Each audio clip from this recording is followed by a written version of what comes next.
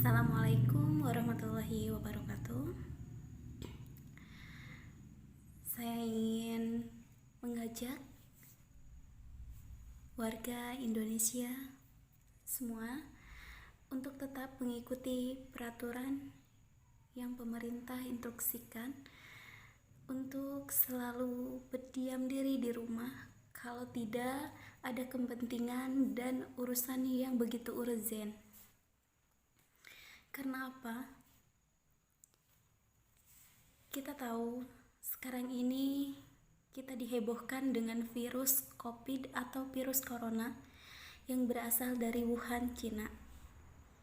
Sekarang Indonesia sudah terpapar dengan virus itu dan penyebarannya sangat cepat sekali. Beberapa kota di Indonesia sudah mulai terpapar. Akhirnya pemerintah mengeluarkan peraturan untuk lockdown atau berdiam diri di rumah. Mari ikuti semuanya. Pemerintah itu sayang sama warganya. Pemerintah tidak mau warganya terpapar virus yang mematikan itu. Virus itu begitu cepat menyebarnya. Dari kerumunan, perjabatan tangan, atau cipika-cipiki, atau bisa dari benda-benda yang sering orang pergunakan atau sering orang pegang, dan virus itu bertahan di situ. Mari kurangi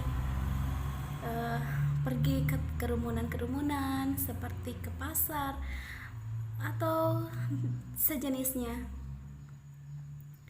Ayo kita sayangi keluarga kita, sayangi diri kita, dan sayangi orang lain. Yang berbahaya itu seperti misalkan carrier atau pembawa virus. Misalkan saya adalah pembawa virus.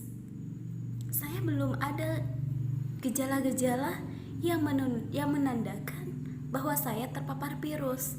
Seperti saya belum demam, saya belum ada batuk, saya belum ada pilek, saya belum ada sesak, dan saya masih sehat. Tetapi saya sudah ada virusnya di saya, dan saya tidak tahu bahwa saya itu sudah terpapar virus. Nah, saya berjabat tangan dengan yang saya temui. Nah, otomatis yang saya jabat itu, yang berjabatan tangan sama saya itu, otomatis mereka terpapar. Kenapa? Pemerintah menganjurkan untuk berdiam diri di rumah. Karena untuk memutus mata rantai yang tadi. Kita kan tidak tahu. Kalau misalkan kita belum menandakan gejala, kan kita tidak tahu kalau kita itu sudah terpapar virus corona. Kalau misalkan kita berisolasi diri di rumah aja, kan penyebarannya tidak secepat kita bertemu orang-orang, gitu ya, teman-teman. Nah, kalau misalkan kita terpapar virus hari ini, kita tidak menunjukkan bahwa kita terpapar nih gitu. Tetapi itu butuh waktu, butuh jangka waktu. Berapa lama waktunya? Gimana kondisi kita? Gimana imun kita? Ada yang 5 hari sudah menunjukkan gejala, ada yang 10 hari menunjukkan gejala, dan puncaknya di 14 hari baru kita menunjukkan gejala bahwa kita itu terpapar virus corona atau COVID-19. Nah gitu teman-teman. Maka ayo sayangi keluarga, sayangi diri, dan sayangi kami sebagai petugas medis. Kami pun berusaha di garda terdepan supaya teman-teman semua bisa sehat, supaya yang sudah terpapar bisa diobati dan tidak memaparkan lagi ke orang lain. Yang belum terpapar, mohon dengan sangat berdiamlah diri supaya kalian tetap sehat. Kami sebagai tim medis, perlengkapan yang kami punya itu tidak memadai. Bahkan kami memutar otak bagaimana menciptakan perlindungan diri yang kami bisa supaya kami terlindung dari itu. Kalau misalkan kalian tidak mengindahkan peraturan pemerintah, akan berapa banyak lagi kasus yang terpapar? Akan berapa banyak lagi kami harus menyiapkan peralatan-peralatan untuk merawat kalian. Kami sayang kalian. Kalau misalkan bicara masalah uang, oke, semua juga butuh uang. Kami bahkan butuh uang. Tapi kesehatan kalian lebih penting. Kesehatan kita itu lebih penting dari apapun. Kalau kita sehat, kita bisa cari uang lagi kan? Kalau kita sudah terpapar, kita nggak bisa ngapa-ngapain lagi. Kalau kita terpapar, itu terakhir kita ketemu keluarga. Virus ini sangat ganas. Virus ini tidak pandang bulu. Siapapun bisa kena. Tidak hanya pejabat, tidak hanya presiden, tidak hanya bupati, wali kota. Kita pun bisa tertular. Kita pun bisa terpapar. Dia tidak pandang bulu. Dia tidak pandang status. Mau miskin, mau kaya. Selama dia mau, dia pasti hinggap di sana. Jadi mohon dengan sangat, bantu pemerintah untuk menanggulangi ini dan bantu kami sebagai tim medis agar wabah ini cepat berlalu. Kami tidak ingin berlarut-larut. Pemerintah pun sama. Kami ingin semuanya tetap sehat. Jadi, tolong bantu kami.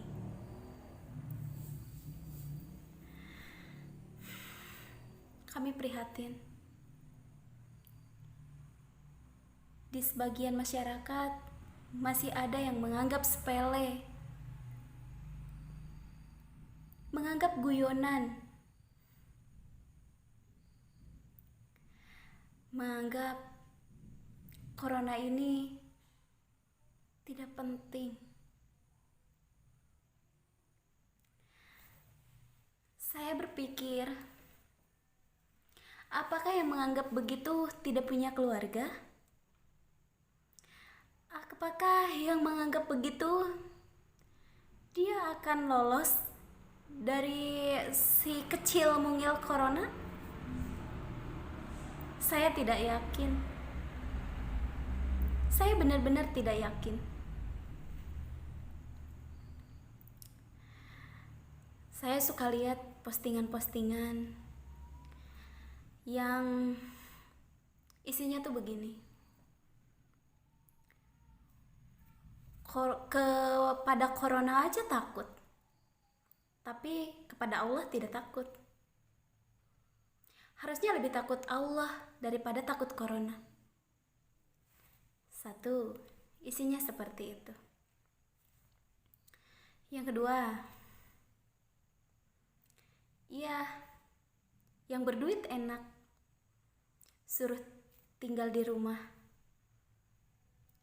Coba kita yang kerjanya serabutan, kita tidak punya uang, tidak punya tabungan, kita mau makan dari mana? Itu yang kedua. Yang ketiga, perbanyaklah memperbaiki diri.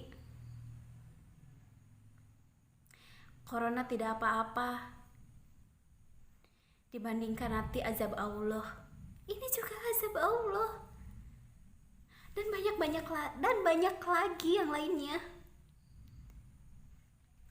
Hei, bangun ayo. Jadilah warga negara yang pintar. Jadilah warga negara yang cerdas.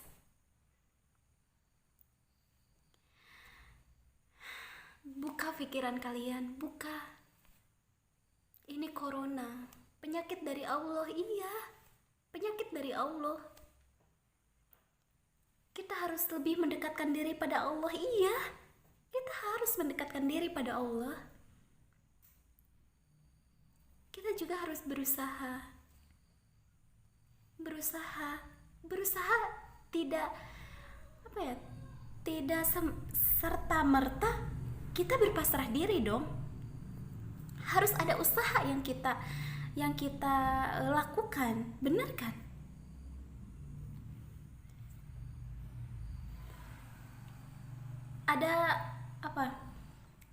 Ada hadis yang mengatakan kan, Allah tidak akan merubah sesuatu kaum kecuali kaum itu sendiri. Itu kan? Saya bukan ustazah, cuman saya sering dengar saja. Maaf kalau salah, boleh dikoreksi. Terus, apakah kita tidak berusaha untuk menghindari virus itu? Ayolah kita berjuang bersama. Tanamkan rasa takut sedikit saja. Jangan menganggap sepele. Saya mohon. Pemerintah sudah sayang kita. Tolonglah, cuma 2 minggu. Kemarin 2 minggu. Bu, 2 minggu. Sekarang diperpanjang. Iya, diperpanjang. Karena apa? Karena kita yang tidak mengindahkan.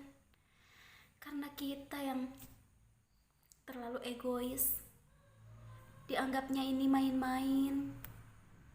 Padahal apa? Ini serius kawan.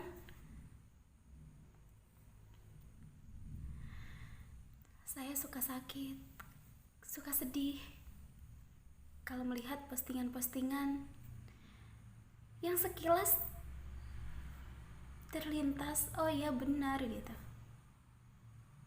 Tapi sebenarnya itu bukan solusi.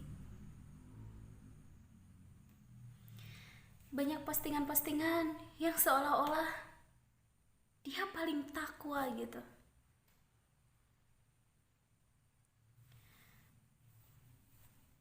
Sedih sebenarnya.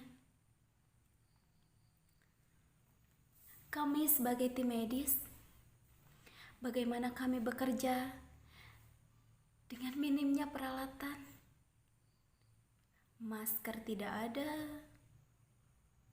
pelindung diri nggak ada.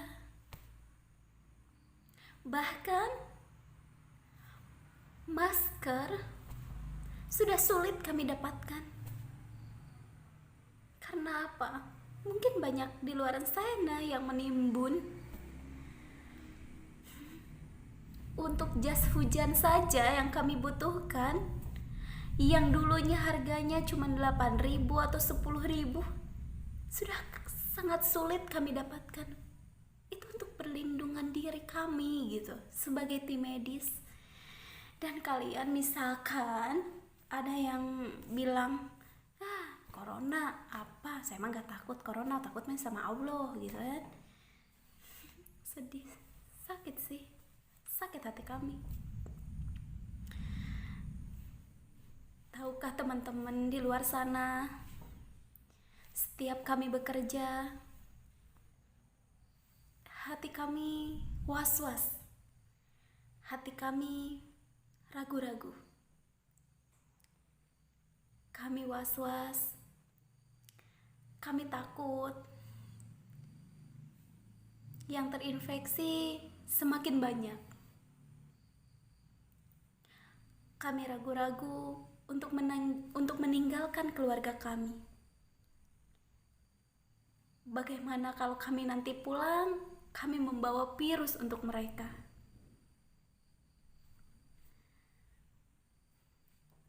Itu dilema sebenarnya. Tapi kami sadar, kami adalah tim medis. Cuman kami berharap kepada teman-teman semua, kepada masyarakat semua, mari bantu kami untuk menanggulangi ini. Mari bantu pemerintah. Kalian hanya berdiam diri di rumah. Biarkan kami yang kerja. Biarkan pemerintah yang mengeluarkan kebijakan. Kalian coba ikuti. Ini semua demi kebaikan kita, demi kebaikan kalian, demi kebaikan keluarga kita semua. Saya pribadi sedih sekali setiap hari mendengar kabar dokter-dokter terbaik Indonesia satu persatu meninggalkan kita. Satu persatu jasadnya dikembalikan ke bumi. Kami sakit. Apa kalian tidak sedikit pun merasa iba, merasa prihatin, dan merasa takut? Coba tanamkan sedikit saja rasa takut di dalam diri kalian. Yuk, bantu kami agar menekan angka yang terinfeksi. Dengan cara apa? Dengan cara berdiam dirilah di rumah.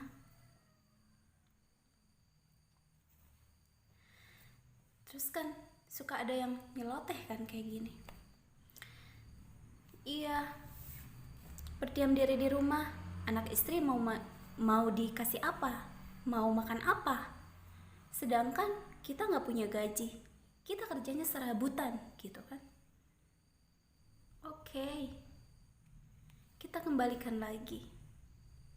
Ya, memang mungkin kebutuhan akan selalu ada. Siapapun akan selalu ada dalam kebutuhan, dan kita pun perlu makan. Emang iya, saya nggak menyalahi itu gitu. Saya nggak menyalahkan itu. Coba kita berpikir lagi, berpikir ulang lagi. Pemerintah awalnya mengajak kita berdiam diri, menghimbau kita berdiam diri hanya 2 minggu. Bayangkan, hanya 2 minggu kan? Karena masyarakat yang tidak mau mendengar mereka, akhirnya diperpanjang. Terus kita berpikir ulang lagi. Kalau misalkan kita berdiam diri di rumah, mengikuti peraturan pemerintah, anak istri tidak dikasih makan hanya 2 minggu. Benar? Tapi kalau misalkan teman-teman semua sebagai kepala keluarga tidak mengindahkan peraturan pemerintah, dan kalian tetap bepergian mencari nafkah, kalian bertemu dengan orang-orang, dan kalian akhirnya terpapar misalkan. Bukan hanya 2 minggu kawan, kalian tidak bisa menafkahi anak istri kalian, tapi kalian seumur hidup tidak bisa menafkahinya. Mending kalau misalkan kalian terpapar, tidak memaparkan lagi ke anak istrinya. Terus mending kalau misalkan kalian terpapar, ditangani di tim medis, kalian sembuh, alhamdulillah. Bagaimana kalau misalkan kalian terpapar dan kami dengan minimnya peralatan kekuatan yang ada di kami, akhirnya kalian tidak tertolong. Misalkan kalian selamanya tidak bisa menafkahi anak dan istri kalian.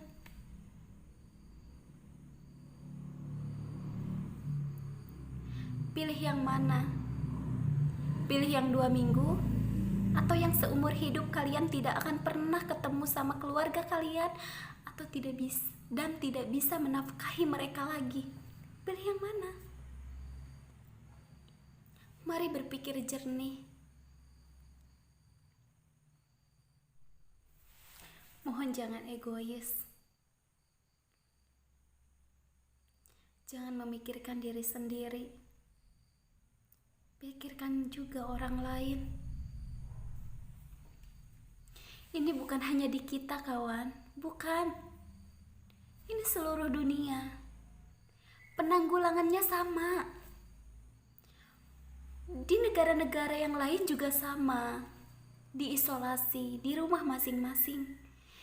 Tidak keluar rumah, sama. Bukan hanya di kita, bukan. Cobalah buka pikirannya. Cobalah buka wawasannya. Ini bukan masalah perut saja. Ini masalah kelangsungan hidup. Bukan masalah diri sendiri saja. Ini menyangkut orang banyak. Di negara lain pun sama, kawan. Di Wuhan misalkan, sama diisolasi. Di Italia misal, sama diisolasi. Mereka sama tidak boleh keluar. Makanya, bantu pemerintah. Ikuti peraturan-peraturannya supaya kita cepat berlalu. Badai ini cepat berlalu. Kalau kalian patuh, kita patuh, semuanya patuh, insya Allah ini cepat tertangani. Kalau kita semua tidak patuh, pemerintah pun susah untuk menanggulangi. Dan kami sebagai tim medis akan kewalahan sekali. Misalkan tiap hari akan selalu banyak yang terinfeksi, jumlahnya bertambah lagi dan bertambah lagi. Kalian mau dirawat di mana? Peralatan di rumah sakit minim. Rumah sakit rujukan pasti sudah penuh. Terus kalian mau dirawat di mana? Coba pikirkan itu. Yuk putuskan mata rantai penyebaran virus corona atau COVID-19 ini. Apakah harus ada teman, saudara, atau keluarga teman-teman dulu yang terkena, yang kalian melihat sendiri, baru kalian mau, baru kalian takut, baru kalian simpati, gitu bukan? Janganlah seperti itu. Kita hindari biar orang-orang terdekat kita tidak terpapar dengan virus itu. Kita harus menjaganya. Mari semangat sehat dengan cara kita hidup sehat, hidup bersih di lingkungan, bersih-bersih ya. Bantu kami, bantu tim medis,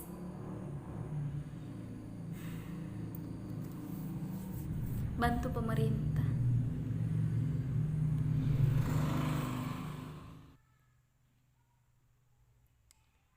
Berpikir jernih sebentar. Tanamkan rasa takut sedikit saja. Jangan menganggap sepele. Nyawa ini cuma satu. Kesempatan hidup cuma satu. Jangan disia-siakan. Berilah yang terbaik untuk keluarga, untuk diri sendiri. Jagalah kesehatan, keluarga, diri sendiri dan lingkungan. Mari bekerja sama dengan hati. Mari bekerja sama dengan pikiran. Mari bekerja sama dengan pemerintah. Mari bekerja sama dengan kami tenaga kesehatan.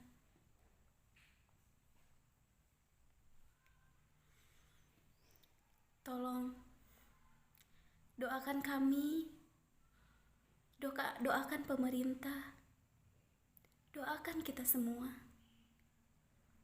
Kami juga berdoa untuk semuanya, agar semuanya tetap sehat, teman-teman semua tetap sehat, dan generasi ini tetap sehat. Mohon jangan abaikan pemerintah. Wassalamualaikum warahmatullahi wabarakatuh.